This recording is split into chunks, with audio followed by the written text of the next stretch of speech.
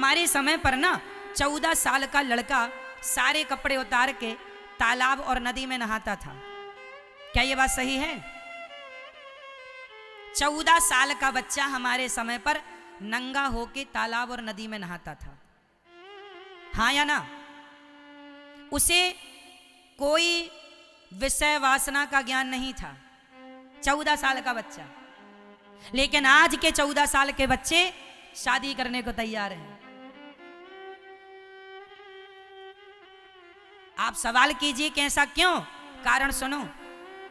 आजकल के बच्चे आंखों से गंदी चीजें देखते हैं, टीवी पर, मोबाइल पर, टीवी पर, पिक्चरों पे गंदे गंदे चित्र दिखते हैं, तो आंखों से गंदगी देखे, कानों से गंदी गंदी बातें सुनते हैं और मुंह से भी गंदा ही खाते हैं। जब सब तरफ से गंदगी ही जारी है तो विचार भी फिर गंदे ही पैदा होंगे, गंदे विचार होंगे। सही विचार कहां से आएंगे?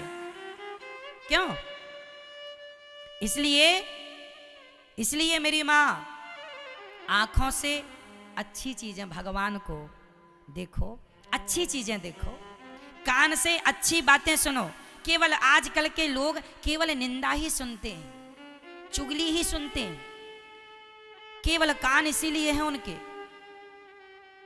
तो कान केवल कथा में लगाओ, अच्छी बातें करो, अपने बिजनेस व्यापार की बातें करो, अपने भविष्य की बातें करो, कोई काम की बातें करो, 2 पैसे कैसे अच्छे से कमा पाओगे, कैसे व्यापार सफल, बिजनेस सफल बना पाओगे, उनकी बातें करो।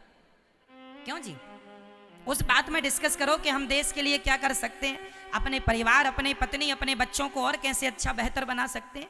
इनमें बातें हो, अच्छी बातें सुनो, अच्छी बातें करो, अच्छी चीज देखो। जब सब चीज अच्छा होगा, खान पान भी शुद्ध होगा, तब जाकर के विचार शुद्ध होंगे। आज विचार क्यों अशुद्ध है? सब अशुद्ध है। कोई लोग कहते हैं महाराज जिनमें क्या, इनसे क्या फर्क पड़ता है? साहब बहुत फर्क पड़ता है। हमारे बड़े बुजुर्गों ने कहा है कि जैसी राखो शुद्धि वैसी बने बुद्धि, और जैसा खाओ अन्न वैसा रहे मन। तो आपका अन्न अच्छा होगा, पवित्र होगा, तो मन भी पवित्र होगा। इसलिए आहार शुद्ध होना चाहिए, खान पान शुद्ध होना चाहिए, रहन सहन शुद्ध होना चाहिए। लघु शंका जाओ तो पांव, हाथ और 4 कुल्ले करो, तब शुद्धि होगी। शौच के लिए जाओ तो नहा के ही आओ, तब शुद्धि होगी। अब बिना नहाए आप लोग शौच करके आते हैं, बिना नहाए रसोई में, पूजा में, सारे घर में नाचते हैं, तब तो बड़ी अशुद्धि हो गई घर में। ऐसी अशुद्धि में शुद्ध विचार कहाँ से आएंगे? गंदगी में तो मच्छर ही पैदा होंगे। भाई अच्छे विचारों के लिए पवित्रता चाहिए। जहाँ पवित्रता होगी वहाँ अच्छी चीजें। कुत्ता भी बैठता है पूंछ से साफ करता है, गंदी जगह में तो वो भी नहीं बैठता। तो उसके मस्तिष्क में अच्छे विचार आएंगे जिसके अंदर पवित्रता होगी। पवित्रता, शुद्धि, बुद्धि का ख्याल, वहीं तो अच्छे विचार होंगे। नहीं तो आज आदमी गंदा ही गंदा सोचता है। आज हर व्यक्ति के जीवन में हर बार गलत ही विचार क्यों आ रहे हैं? उल्टे सीधे ही निर्णय। कई लोग कहते हैं मैं मर जाऊं महाराज, क्या करूंगा जी की बड़ी। कई लोग टेंशन, डिप्रेशन, मर रहे हैं, मार रहे हैं, लड़ रहे हैं, लड़ा रहे, यही चल रहा है। लूट रहे हैं, लूट रहे हैं, बस यही चल रहा है। इतना पैसा धन होने पर भी लोग अशांत हैं। क्यों जी? बोलो मेरी माँ, आज पैसा होने पर भी लोग अशांत हैं कि नहीं? क्यों? शांति पैसों से मिलती मेरी माँ, तो पैसों से मिल जाती ना, पैसे वाले शांति को पा लेते ना।